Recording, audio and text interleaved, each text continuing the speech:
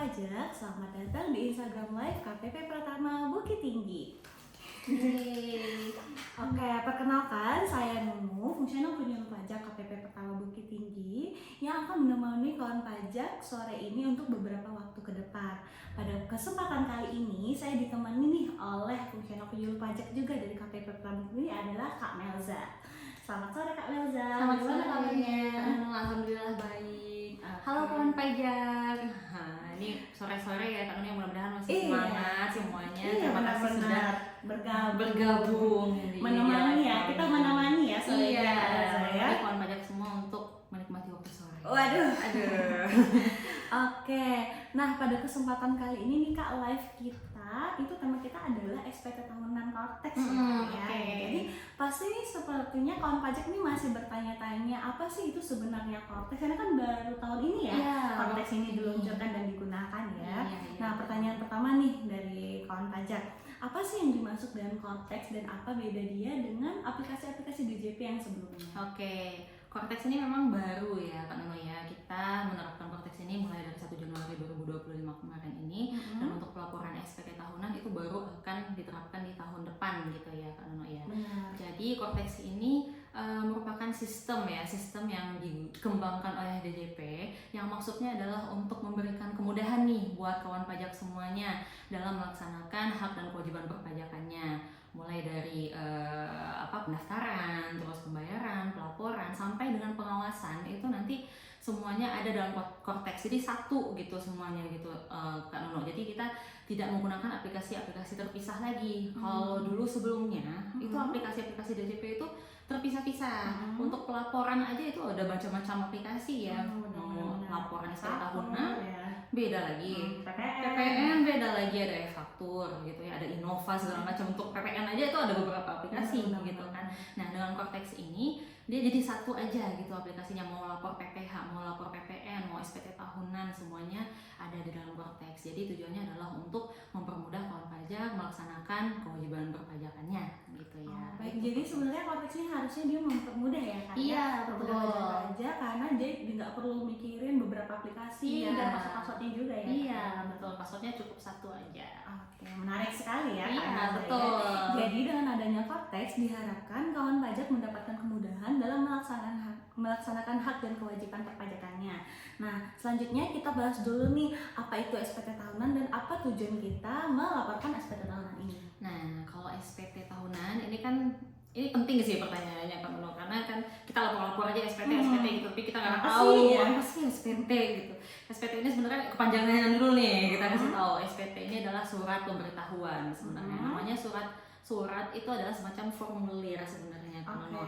Formulir ini berisi pelaksanaan kewajiban wajib pajak dalam satu waktu tertentu. Jadi sebenarnya SPT ini tidak hanya SPT tahunan, ada juga namanya SPT masa. Kalau SPT tahunan berarti itu adalah pelaksanaan kewajiban perpajakannya selama 1 tahun. Sedangkan untuk SPT masa itu dalam waktu 1 bulan ya biasanya ya.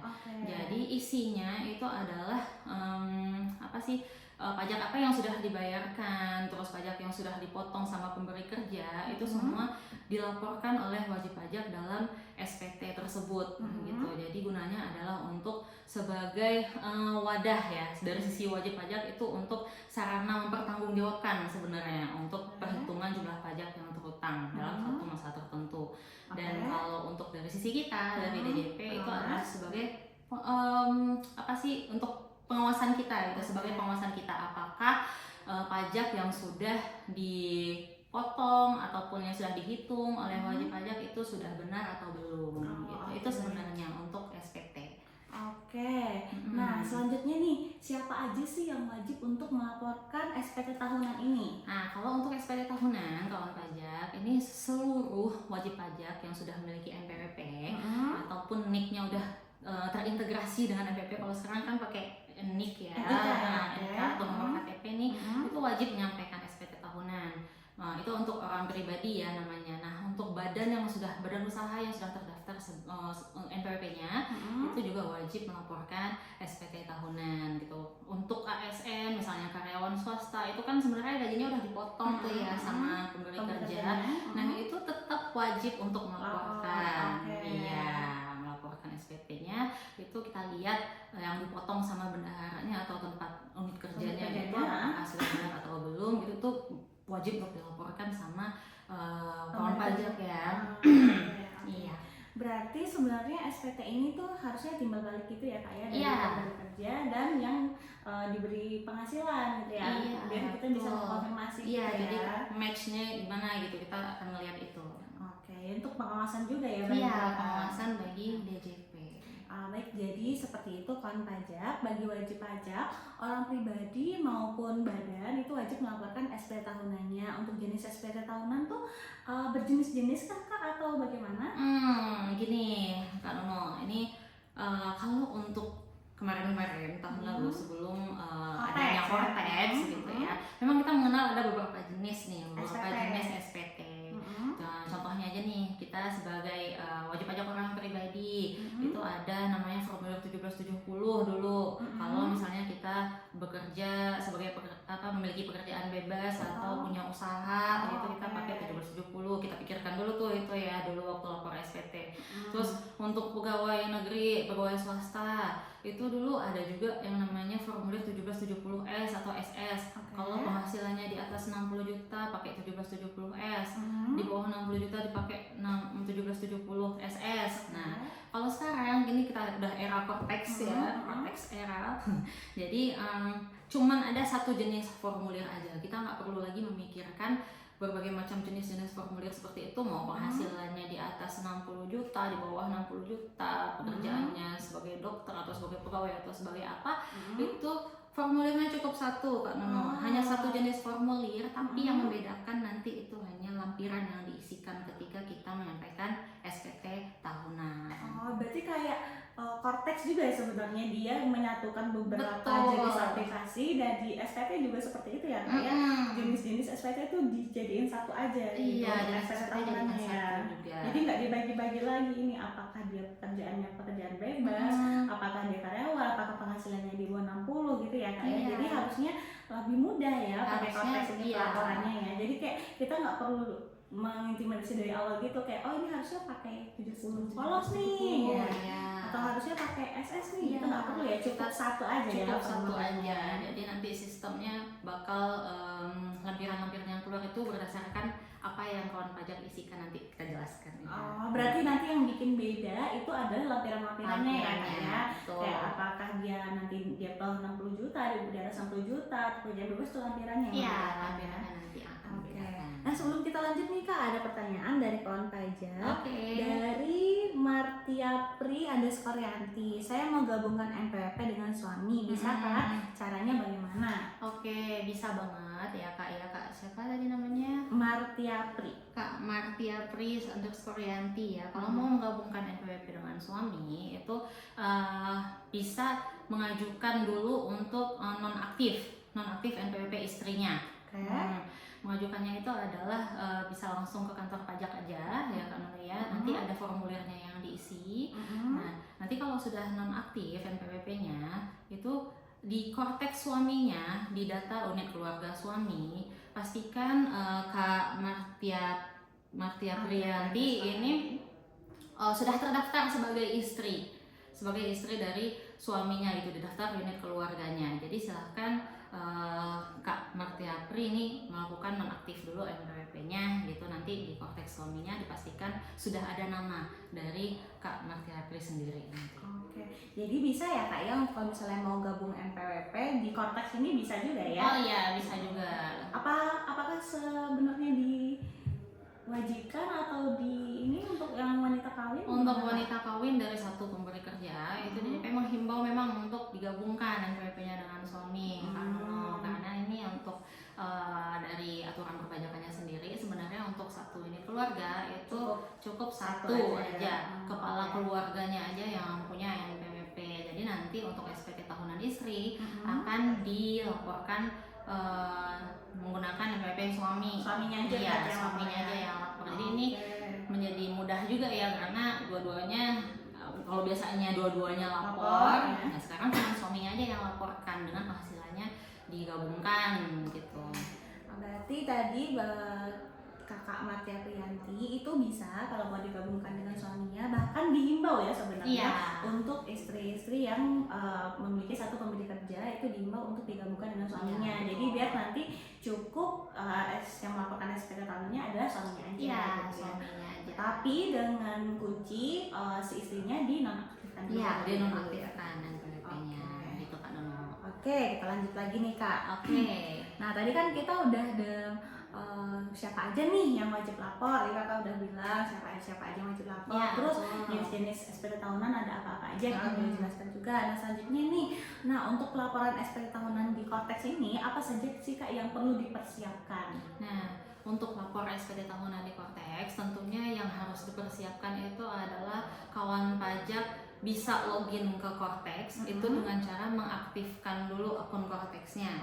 Dan juga harus memiliki kode otorisasi atau paspres untuk menandatangani nanti SPT tahunannya. Jadi dua itu yang penting untuk Kak Nono. Jadi harus aktif dulu akun Kortexnya biar bisa login dan juga memiliki kode otorisasi DJP untuk tanda tangan SPT tahunannya nanti. Oke, berarti sebelum pelaporan berarti ya ini ya, persiapan sebelum kita pelaporan, kawan pajak pastikan dulu akun Kortexnya tuh udah aktif gitu udah aktif, lalu serta memiliki kode otorisasi juga. Nah, untuk pengaktifan ini Kak, gimana sih caranya untuk melakukan pengaktifan akun Kortex? Apakah harus datang ke kantor pajak atau bagaimana Kak? Sebenarnya untuk aktivasi akun Kortex ini, kalau kita lihat fenomena sekarang tuh banyak sekali antrian. Iya, benar. Tiba-tiba membludak antrian untuk aktivasi Kortex. Benar. Jadi sebenarnya kawan pajak itu bisa melakukan aktivasi secara mandiri aja melalui Kortexnya masing-masing. Jadi kan mudah banget sih sebenarnya kawan pajak kalau misalnya udah pernah punya akun DJP online dan juga udah pernah menyampaikan SPT tahunan via DJP online nih. Nah itu kan terus kita juga udah tahu email sama nomor HP-nya itu valid sesuai dengan yang terdaftar di KPP di DJP. Nah itu tinggal klik lupa kata sandi aja Kak Nono. Di Kortexnya. Jadi buka di kortex.djp.pajak.go.id di halaman utamanya itu nanti itu kan halaman login ya. Di halaman login itu ada tulisannya itu lupa kata sandi. Silakan diklik aja itu, nanti akan diarahkan ke halaman berikutnya. Tinggal diisikan nomor KTP-nya, nomor kependudukan, dan nanti kawan pajak itu milih tautan lupa passwordnya ini akan dikirim ke email atau ke nomor HP. Nah, nanti kalau misalnya dipilih email nih, itu akan keluar hint-nya, akan keluar hurufnya, terus ada bintang-bintang, huruf lagi gitu. Nah itu kawan pajak bisa pastikan apakah email itu memang email yang kawan pajak pakai sekarang atau enggak. Kalau misalnya memang itu bisa diakses dan masih bisa dipakai sekarang, silakan diketikkan ulang, isikan captcha-nya, terus kirim. Link tautan lupa password, password itu akan masuk ke emailnya yang terdaftar tersebut. Tinggal diisikan aja nih password barunya apa. Nanti kalau udah terisi passwordnya semuanya, apa yang mau dibikin, bisa langsung login. Ya. Berarti cara aktivasinya sampai dia bisa login ke akun Kortex. Berarti kan tadi kakaknya bilang untuk bisa kalau misalnya sebelumnya udah punya akun DJP online, udah menyampaikan SPT tahunan juga, itu bisa langsung klik menu lupa kata sandi aja. Nah nanti ada tujuan konfirmasinya ya Kak ya, ada email dan nomor handphone. Nah berarti kita nggak harus milih dua-duanya kan ya, harus salah satu aja. Salah satunya aja kan Tapi kalau untuk yang milih nomor handphone, pastikan dulu di nomor tersebut itu tersedia pulsanya ya. Harus ada pulsanya berarti. Iya betul, karena nanti tautannya terkirim via SMS-nya ada biaya berbayar. Berarti kalau misalnya nih Kak, aku mau aktivasi akun Kortex, sudah masukin NIK, tujuan konfirmasi aku pilih tadi email, tapi ternyata emailnya itu udah email yang lama Kak, itu gimana? Nggak bisa diakses lagi, gitu lupa gitu ya. Nah kalau yang seperti itu, berarti kawan pajak harus perubahan data email dulu ke kantor pajak memang. Jadi mau nggak mau harus datang ke kantor pajak kalau case-nya seperti itu. Tapi kalau misalnya tadi kan dua ya Kak, ada alamat email sama nomor handphone. Emailnya nggak aktif, tapi nomor-nomornya aktif. Hmm. Berarti bisa pakai nomor handphone Bisa, aja.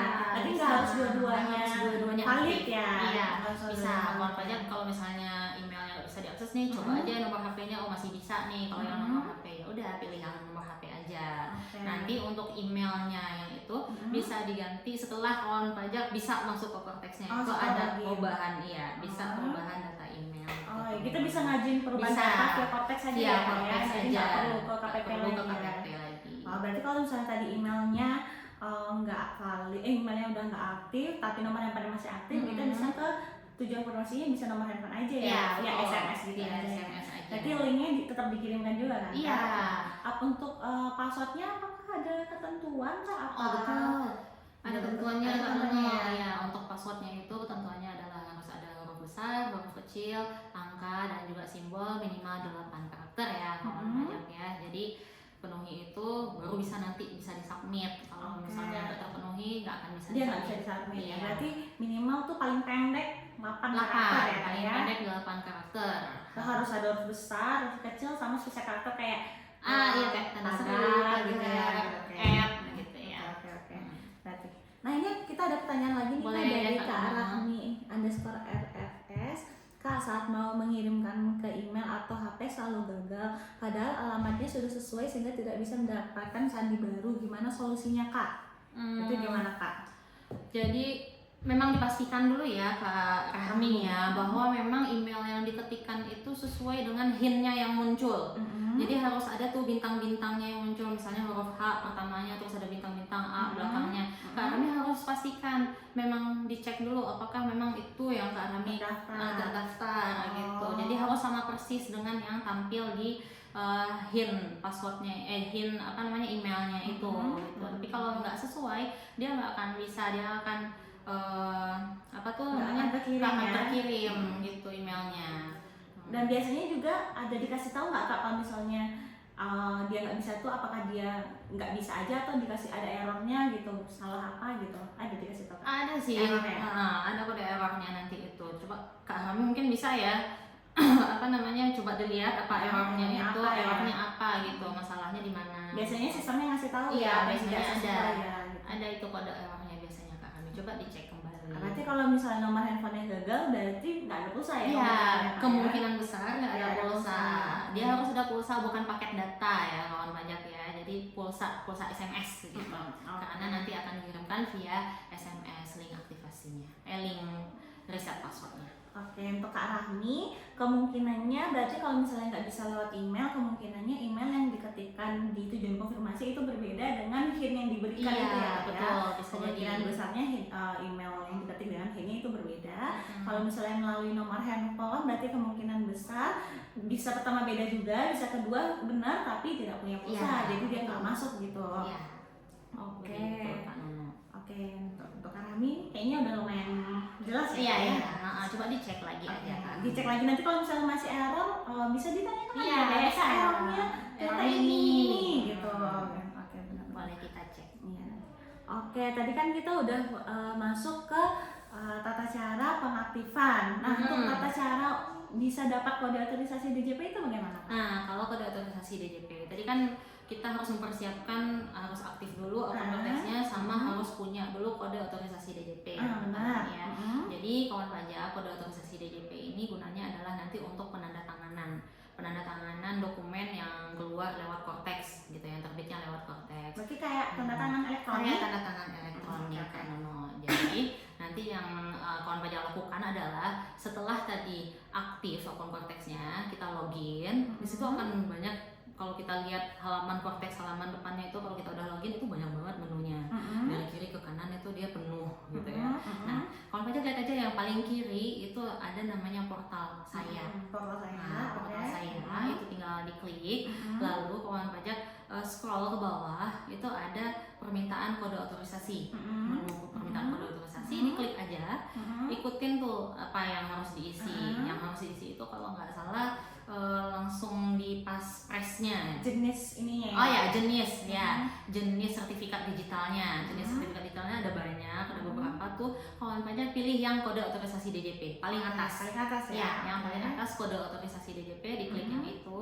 Lalu silakan isikan passphrase. Nah, Passpres ini itu semacam password sebenarnya kawan pajak. Samakan saja dengan password yang tadi kita gunakan untuk masuk ke akun Cortex. Oh, berarti gitu, si Passpres sarannya. ini juga punya kriteria juga ya Kak? Iya, harus betul. 8 karakter gitu ya. 8 karakter, Harus huruf huruf besar, huruf kecil, simbol dan juga angka Oke, gitu berarti ya. sama ya. Berarti kalau mau kita mau nyamain password login sama Passpres itu boleh-boleh aja ya? Boleh-boleh aja, bahkan disarankan biar nggak lupa gitu ya, karena kebanyakan password. Iya, biar nggak banyak Biar password-password yang banyak. harus kita hafal Iya, ya Kak ya. betul. Jadi Oke. setelah diisikan tuh Passpres kita bikin, tinggal dicentang pernyataannya, kemudian di submit. Oke. Nah, itu udah selesai. Oh, berarti sampai situ udah selesai. Berarti nggak ada, dia kan namanya sertifikat elektronik nih Kak. Berarti nggak ada sertifikatnya ya berarti. Nggak ada bentuk Nggak ada bentuk sertifikatnya, sertifikatnya ya ya. cuma Passpres passwordnya itu Berarti aja. kita butuhkan pada saat itu adalah passwordnya itu ya. Iya, Kak? yang kita butuhkan untuk tanda tangan nanti adalah Passpres-nya. Passpres yang kita masukkan Passpres tadi yang itu ya. kita inputkan tadi. Oke, oke. Tadi kita udah belajar juga nih tata cara mengaktifkan akun, permintaan Passpres juga udah. Berarti selanjutnya apa nih Kak untuk melaporkan SPT tahunan? Apa dokumen apa aja yang harus kita siapkan nih? Oh, betul. Nah, dokumen yang harus kita siapkan ya untuk laporan SPT tahunan. Sebenarnya ini hampir sama ya dengan yang kita lakukan sebelum-sebelumnya dengan menggunakan EDP online. Untuk kawan pajak yang berstatus sebagai pegawai nih, misalnya pegawai negeri, pegawai swasta, ASN, TNI, Polri gitu kan, harus ada bukti potong dulu nih. Oh, Bukti masih tetap pakai bukti potong berarti Iya, ya? masih pakai bukti potong dari pemberi kerja. Kita kenal namanya 1721 A1 sama A2 ya. A1 untuk karyawan swasta, A2 untuk pegawai negeri. Nah, itu tetap harus ada. Cuman bedanya sekarang kawan pajak itu kalau dulu mungkin ada yang dapatnya hard copy ya, hard copy dari kantornya gitu, kertas dikasihkan kertas nih laporin nih SPT tahunannya kayak gitu. Tapi kalau sekarang itu kawan pajak untuk pemberi kerjanya itu sudah diwajibkan untuk membikinkan bukti potongnya itu via Cortex. Nah, jadi nanti untuk bukti potongnya itu akan langsung masuk nih, akan langsung masuk ke akun Cortex masing-masing kawan pajak gitu, akun pribadinya akan langsung masuk dan juga nanti akan injek atau terpopulated langsung masuk ke dalam SPT-nya. SPT si wajib pajaknya? SPT si wajib pajaknya. Jadi kita harus pastikan dulu nih pemberi kerja kita udah bikin bukti potong tersebut via Cortex, baru kawan pajak bisa nanti melaporkan SPT tahunannya. Kemudian kawan pajak selain yang bukti potong, ada juga yang harus dipersiapkan mungkin daftar harta dan utang. Ini kan udah biasa ya, tiap tahun dilaporkan nih. Kalau SPT tahunan kan tetap harus dilaporkan tuh hartanya apa aja, utangnya apakah ada atau enggak. Terus kalau untuk kawan pajak yang punya usaha itu harus menyediakan omsetnya setahun itu berapa gitu. Kurang lebih sama ya, sama kayak tahun yang lalu. Terus kalau misalnya kawan pajak memiliki pembukuan nih, pembukuan biasanya untuk 4,8 miliar ke atas ya omsetnya, itu harus menunjukkan laporan keuangan. Jadi sama aja kayak tahun lalu. Oke, kalau dokumen yang diperlukan untuk laporan SPT tahunan sebenarnya nggak ada perubahan. Ya, nggak ada perubahan yang gimana ya Kak? Ada. Untuk tetap melaporkan daftar harta, daftar hutang, daftar keluarga, daftar penghasilan tetap ya? Iya, tetap dilaporkan itu. Oke. Berarti untuk bukti potongnya juga, cuman bedanya biasanya bukti potongnya itu masih berbentuk hard copy ya. Sekarang dia udah soft copy ke akun wajib pajak masing-masing ya. Masuk dia Akun karyawan masing-masing dari pemberi kerjanya berarti ya. Betul. Berarti kalau misalnya bukti potongnya dia nggak punya, berarti si pemberi kerjanya kemungkinan besar belum bikin bukti potong. Dan itu untuk pegawainya sendiri itu punya hak juga untuk bertanya nih, untuk minta ke bendaharanya, untuk bagian keuangannya, mana nih bukti potong saya yang bulan Januari sampai Desember misalnya, silakan diminta aja. Berarti kalau misalnya bukti potongnya nggak dapat, mintanya berarti ke pemberi kerjanya ya, bukan ke KPP ya? Di KPP nggak ada nih, mohon maaf. Mintanya kalau misalnya kamu pajak mau lapor SPT dengan status karyawan atau PNS gitu ya, berarti minta bukti potongnya adalah ke pemberi kerjanya. Berarti kalau misalnya belum dapat, pemberi kerjanya kemungkinan besar belum menerbitkan gitu ya. Menerbitkan bukti potongnya. Oke, berarti untuk yang selain karyawan kayak kerja bebas atau kegiatan usaha itu dia membutuhkan catatan omsetnya, dilaporkan tiap tahunnya. Lalu kalau misalnya dia memilih pembukuan, berarti dia harus melampirkan laporan keuangan. Iya, sama seperti tahun lalu juga kayak gitu.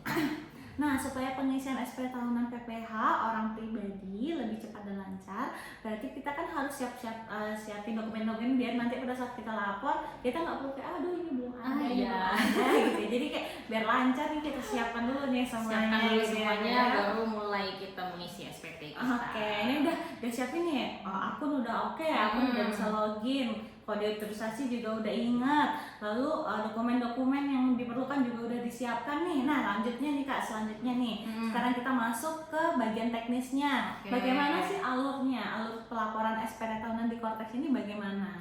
Nah, untuk alur pelaporan SPT tahunan ya, kalau dulu kan kita ada macam-macam ya, ada e-filing, ada e-form gitu ya. Kalau untuk sekarang di Cortex kan cuma satu aja nih, Jadi setelah kawan pajak masuk nih ke dalam akun Cortexnya, saya kan tadi bilang ya ada banyak menu, dari kiri ke kanan itu penuh menunya. Kalau untuk lapor SPT itu silahkan masuk ke menu surat pemberitahuan. Oke, surat pemberitahuan, terus keluar lagi tuh dia menunya dari atas ke bawah. Silahkan pilih yang surat pemberitahuan ya. Silahkan pilih yang surat pemberitahuan. Terus tapi kalau sekarang nih kawan pajak kalau mau praktek itu belum bisa ya, karena belum keluar tuh ininya masa pajaknya. Karena masih di tahun 2025 ini ya. Nanti mungkin awal tahun 2026 bisa dicoba ya. Iya.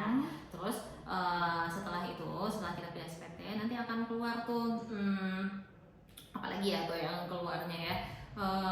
Jenisnya ya pilih tuh, nanti ikutin aja alurnya itu udah jelas banget ya kawan pajak, itu dibikin friendly mungkin ininya menunya ya, se-user friendly mungkin. Tinggal diikutin aja apa aja nih nanti alur-alurnya apa aja. Kalau disuruh pilih masanya apa, SPT-nya apa, kita pilih yang PPH orang pribadi. Itu untuk yang tahunan ya, PPH orang pribadi. Untuk masanya kita untuk statusnya kita pilih normal, dia defaultnya akan keluar normal aja. Kecuali kalau misalnya memang udah melaporkan sebelumnya via Cortex, nanti akan keluar pembetulan ya. Namanya udah keluar lagi lagi. Terus nanti kita pilih nih masanya adalah Januari sampai dengan Desember. Itu normalnya ya. Tapi mungkin ada juga kawan pajak yang memiliki pembukuannya sendiri berbeda Januari misalnya Juni sampai Juli, berarti belum lapor SPT nih untuk yang sampai dengan bulan Maret nanti baru setelah bulan Juli baru bisa lapor SPT. Kalau itu catatannya kalau misalnya tahun bukunya berbeda. Tapi biasanya sih semuanya dari Januari sampai Desember banyak normalnya. Itu pun kalau tahun buku setahu saya harus mengajukan juga mengajukan permohonan gitu ya. Jadi nggak bisa yang saya mau bulan September aja. Nggak bisa sembarangan kayak gitu kan. Aduh kayak saya suka bulan September nih kayak gitu. Saya ulang tahun nih September. Kalau Maret tuh terlalu rame gitu, kayak puasa juga kan kayak Lebaran gitu kan, kayak aduh malas tuh lapor SPT di Lebaran. Saya mau September aja lah gitu. Saya mau September aja kayaknya lebih gampang. Nggak bisa ya jadi itu harus ada permohonannya dulu nih ke kantor pajak. Kawan pajak mau menggunakan tahun buku dari bulan apa sampai bulan apa, selain yang Januari selain default ya, berarti harus mengajukan dulu ya. Betul. Jadi nggak bisa yang nggak mau lah bulan Maret nggak bisa kayak gitu ya. Nggak bisa kayak gitu. Oke. Nah udah selesai nih sampai situ Kak Nono. Kita udah terbuat nih konsep SPT-nya. Nanti itu akan keluar konsep SPT-nya di daftar SPT belum ini ya, di konsep SPT. Nanti itu akan ada tanda pensil. Nah itu yang diklik, disitulah kita mengisikan SPT tahunan kita, akan keluar tuh formulirnya. Nah berbeda dengan SPT tahunan menggunakan DTP online pajak. Jadi di sini untuk yang di Cortex itu untuk pengisiannya itu yes no question. Gitu ya. Iya. Jadi jawabannya ya atau tidak. Nah itu di induknya ya. Jadi tergantung nanti jawaban kawan pajak di induknya itu ya atau tidak, akan keluar lampirannya. Jadi kalau berbeda jawabannya di depan nih, misalnya ada dua kawan pajak nih berbeda temenan ya, misalnya beda nih jawabannya di induknya, satu bilang tidak, satu bilang ya, bisa jadi nanti lampirannya itu berbeda ya. Iya. Berarti tergantung jawaban kita di SPT induk itu. Iya, di SPT induknya. Berarti ada banyak poin-poin gitu ya. Iya, banyak sekali. Berarti ada banyak pertanyaan yang harus kita jawab gitu ya, kayak iya atau tidaknya. Iya. Oke, berarti mempengaruhi apa tuh Kak iya atau tidak ini? Kalau misalnya saya pilih ya semua kayak mana Kak? Berarti akan banyak banget tuh lampirannya yang akan keluar. Oh, berarti yang mempengaruhi pengisian lampiran. Pengisian itu ya, lampiran. Kak, ya? Jadi Oke. misalnya apakah ada tuh pertanyaannya, misalnya apakah saudara memiliki, apakah wajib pajak memiliki penghasilan luar negeri gitu. Misalnya ya jawabannya. Nah, kan keluar tuh lampirannya, penghasilan luar negerinya apa aja, nanti diisi. Oh, berarti gitu. kan disuruh ngisi lampiran, berarti ada gayetnya ya, kayak misalnya aku ngisi yang 1 yes, berarti disuruh ngisi lampirannya dikasih tahu ya? Iya, Kak? dikasih tahu silahkan mengisi lampiran berapa, bagian apa. Oh, gitu. berarti seharusnya berarti nggak perlu kayak tadi saya mau klik iya tapi nggak tahu nih lampiran yang mana. Iya. Berarti nggak perlu perlu bingung ya Kak ya? karena jelas banget. Jadi memang di Cortex ini dibikinnya user friendly mungkin. Jadi ada tuh guide-nya tuh jelas gitu ya kawan pajak ya. Jadi yang harus diisi itu lampiran yang mana. Pertanyaannya juga dibikin sejelas mungkin untuk kawan pajak bisa menjawab apakah ini ya atau tidak gitu. Jadi tergantung ya, kalau misalnya gini pertanyaannya apakah wajib pajak memiliki penghasilan dari pemberi kerja. Kalau dijawab ya, misalnya pegawai negeri nih. Kalau dijawab ya, dia akan langsung keluar tuh berapa jumlahnya yang udah dipotong, yang penghasilannya sudah dikenakan pajak dari unit kerjanya. Itu dia. Itu dia gunanya tadi kita bilang ya bukti potong. Jadi dia langsung nih terprofil dia ke dalam SPT. Langsung keisi sendiri langsung gitu ya. keisi sendiri dia. Oke.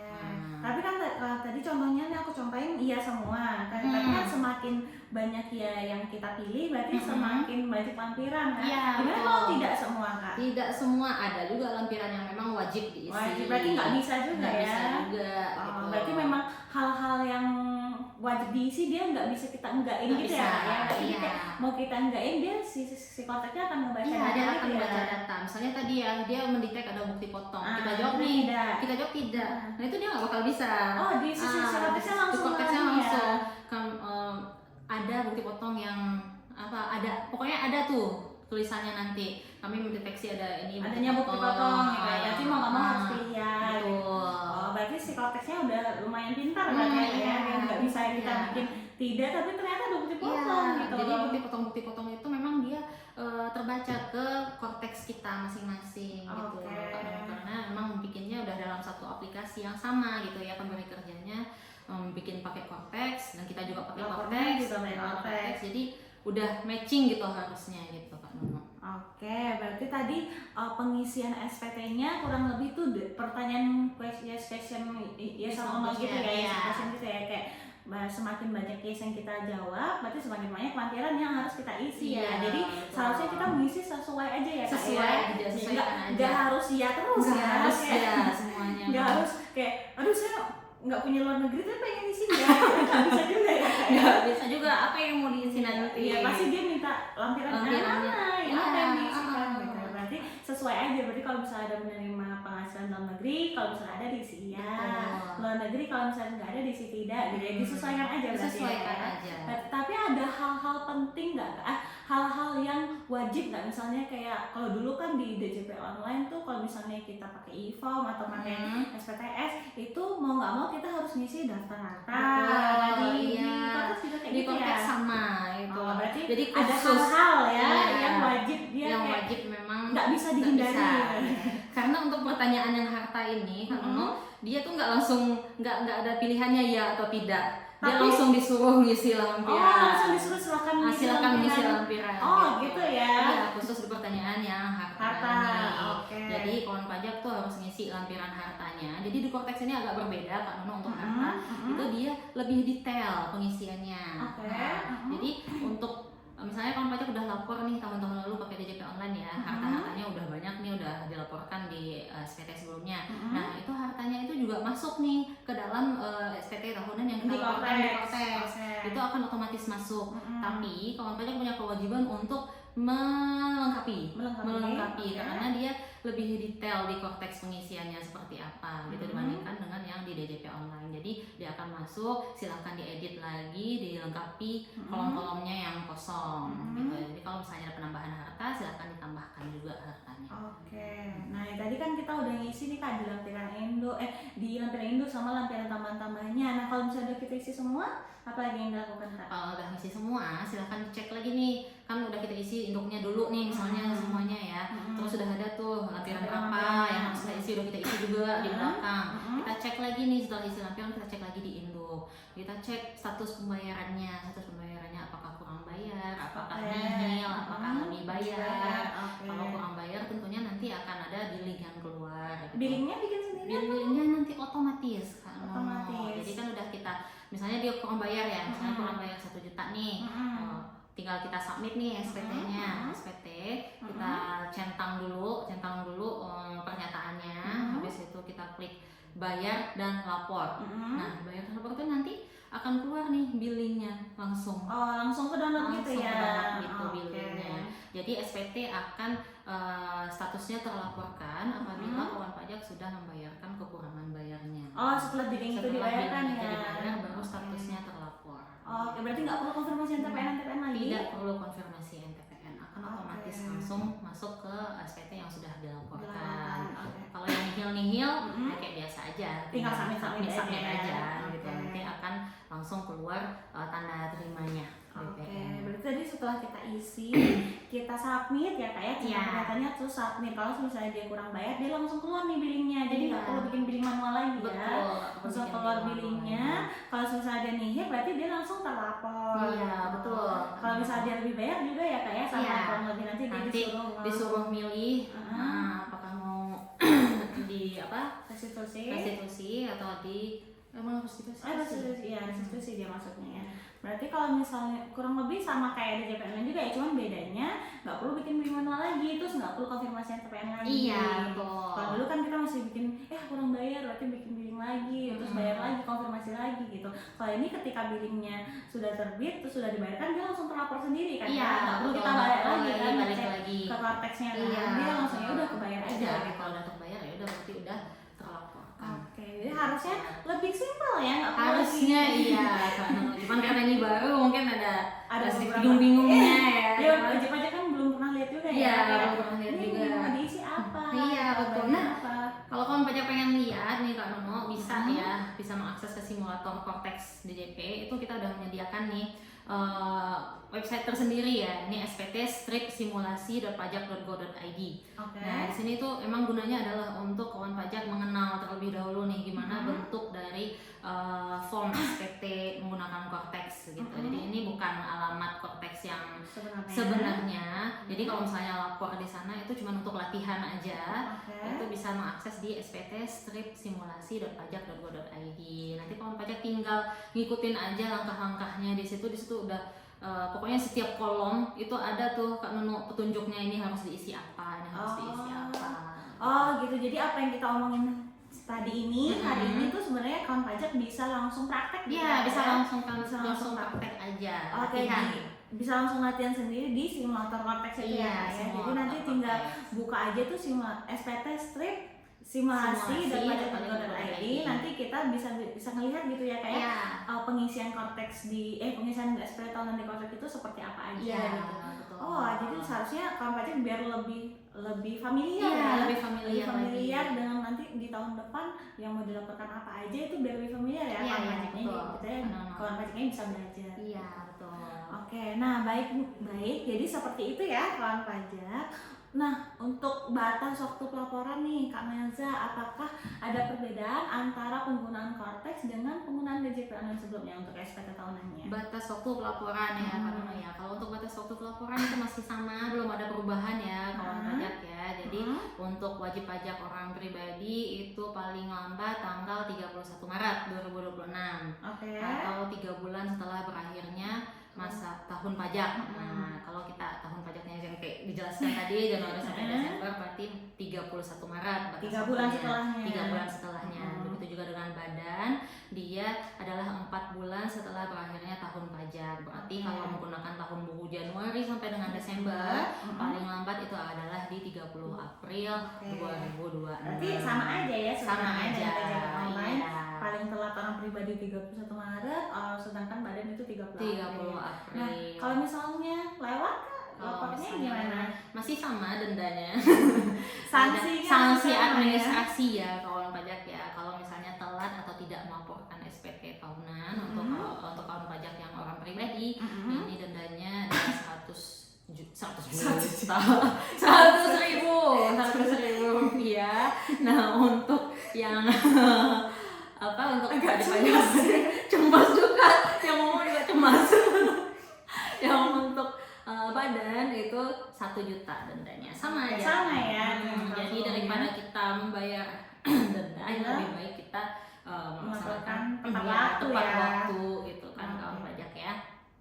Oke, jadi sebenarnya kurang lebih sama dengan SPT tahunan tahun sebelumnya. Kalau misalnya lewat dari 31 Maret untuk orang pribadi itu bisa dikenakan denda 100.000 per tahunnya. Sedangkan untuk SPT tahunan badan itu bisa dikenakan denda 1 juta per tahunnya. Jadi kurang lebih sama ya. Lebih sama. Oke, sejauh ini belum ada nih Kak yang bertanya lagi Kak? Masih belum ada ya. Kita lanjutkan lagi aja kali ya Kak ya. Oke. Nah, untuk batas waktu kan udah dijelaskan tadi ya Kak ya, untuk orang pribadi itu sampai 31 Maret, sedangkan untuk wajib pajak badan itu sampai 30 April. Nah, untuk kawan pajak ini kita ingatkan ya Kak ya, jangan sampai terlambat atau jangan sampai lupa juga. Jangan sampai terlambat, jangan sampai lupa gitu ya. Iya, betul. Nah, ini kan udah Desember ya Kak ya, udah akhir tahun, ini udah tanggal 23. Cuman 8 hari lagi tuh udah tahun yang berganti ya, kayak udah 1 Januari gitu, udah tahun 2026. Jadi kita mengingatkan lagi nih untuk kawan pajak untuk jangan lupa lapor SPT-nya, SPT tahunan khususnya ya Kak ya. Itu batas waktunya masih sama seperti sebelum-sebelumnya, 31 Maret untuk orang pribadi dan 30 April untuk SPT tahunan badan.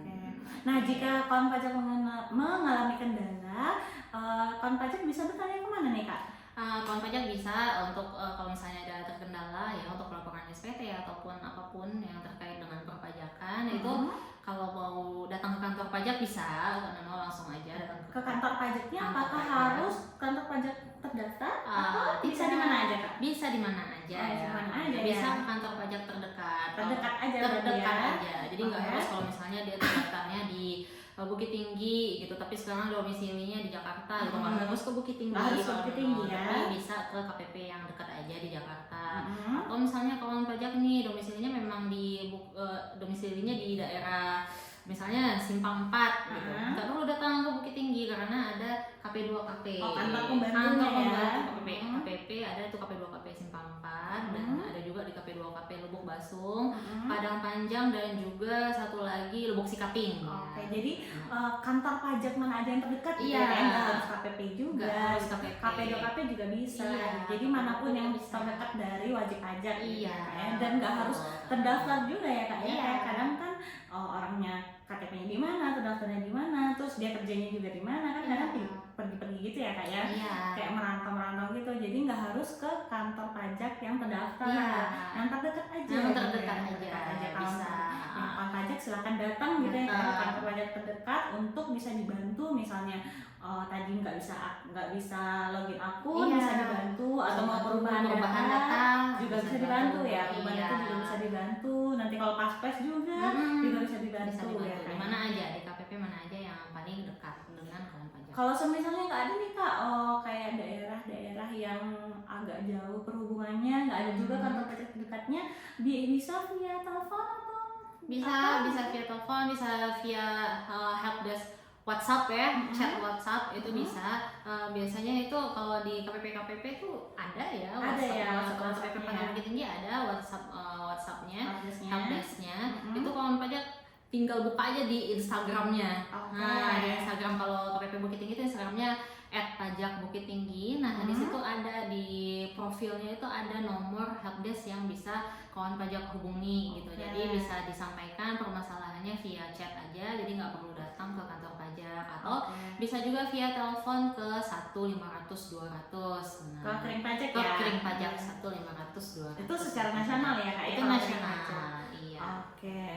Jadi untuk kawan pajak yang terkendala dalam memenuhi kewajiban perpajakannya itu bisa langsung datang aja ke kantor pajak terdekat, atau kalau misalnya nggak bisa juga, misalnya agak susah perhubungannya, bisa telepon ke kering pajak juga ya Kak ya, di 1-500-200, atau menghubungi helpdesk KPP-nya gitu.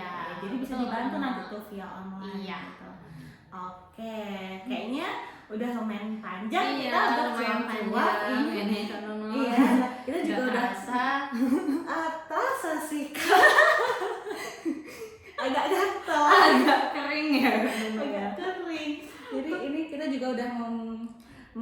menjawab pertanyaan dari kawan pajak juga. Nah kalau misalnya kawan pajak masih ada pertanyaan, nggak harus menunggu kita live juga ya Kak ya, bisa langsung tanya aja nih ke helpdesk kita tadi ya Kak ya.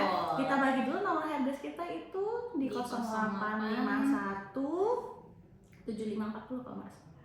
Nah untuk kawan pajak yang misalnya masih ingin berkonsultasi ke helpdesk KPP Pertama Bukit Tinggi itu boleh banget ya Kak ya. Kawan pajak silahkan itu menghubungi kami di nomor 0851 7540 3202. Silakan ngechat, ya silakan di chat, nanti dikasih tahu aja permasalahannya apa, dan kita insya Allah bisa kita bantu. Kita insya Allah siap membantu. Oke, boleh kita tutup aja Kak? Ini boleh, kayaknya udah nggak ada pertanyaan lagi juga ya. Juga udah nggak ada pertanyaan, kita juga udah selesai. Paham ya. Kita juga udah selesai membahas apa itu SPT tahunan, apa saja apa aja yang harus yang dipersiapkan, apa aja dokumen-dokumen apa yang harus disiapkan, itu kita udah bahas semua. Kita harapkan penjelasan kita di sore ini cukup mudah untuk dipahami. Ya, mudah-mudahan bisa diterima. Mudah-mudahan kawan pajak gampang untuk memahaminya. Kalau misalnya masih ada pertanyaan, silahkan tadi chat kita di WA helpdesk tersebut ya. Oke. Terima kasih kawan pajak yang sudah bergabung, sudah menemani kami di sore hari ini. Sampai jumpa lagi di live IG KPP Pertama Bukit Tinggi selanjutnya. Dadah.